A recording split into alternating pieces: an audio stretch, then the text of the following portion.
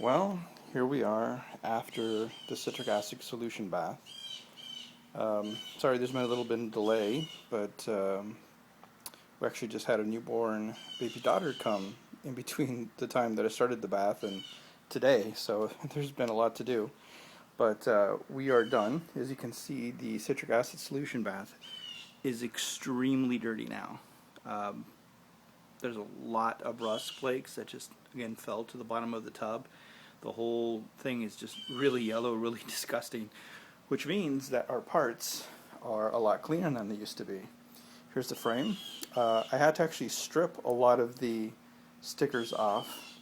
I just scraped them off, literally. I didn't really get a whole lot of help from the bath as far as making these stickers easier to remove, unfortunately, but that wasn't really the goal.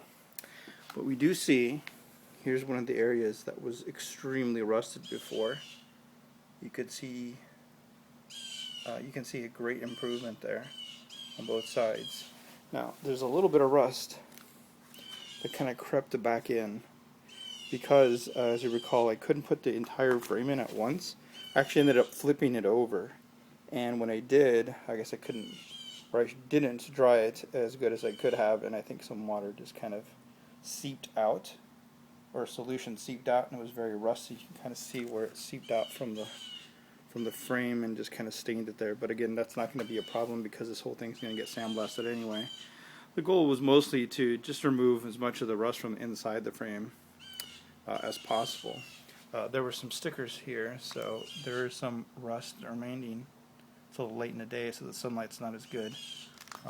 All this stuff here is basically, it looks kind of like blood, but it's just solution that was extremely rusty.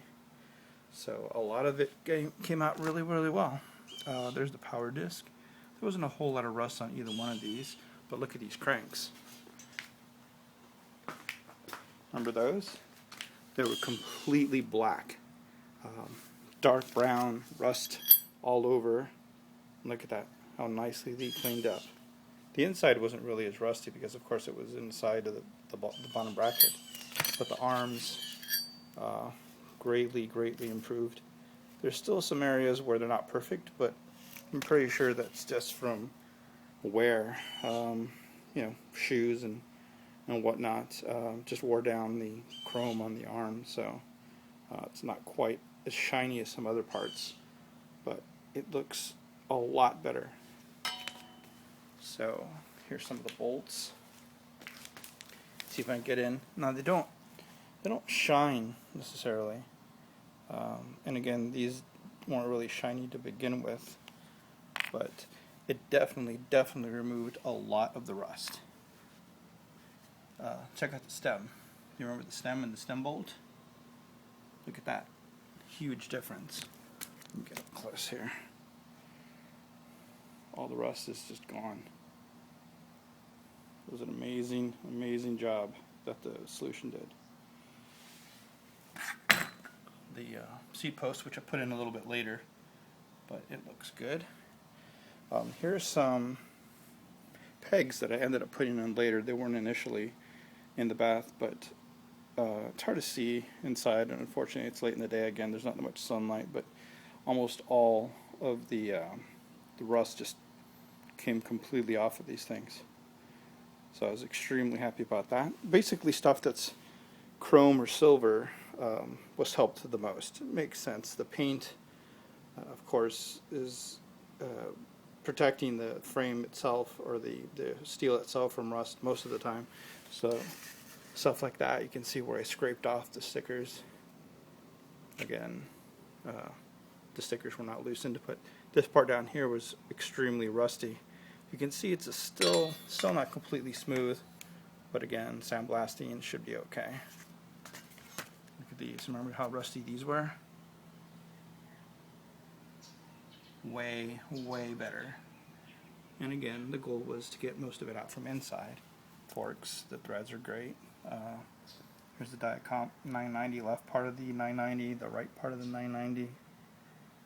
I was able to salvage the sticker, which I was kind of happy about. What else? That's pretty much it. But yeah, the stuff really works. if you have a chrome frame or chrome parts, stem bolts, stuff like that, any kind of bolts, anything that's silver, you'll really see huge improvement. So it was probably sort of a waste, honestly, to put the whole thing in there, just because it was going to get sandblasted anyway.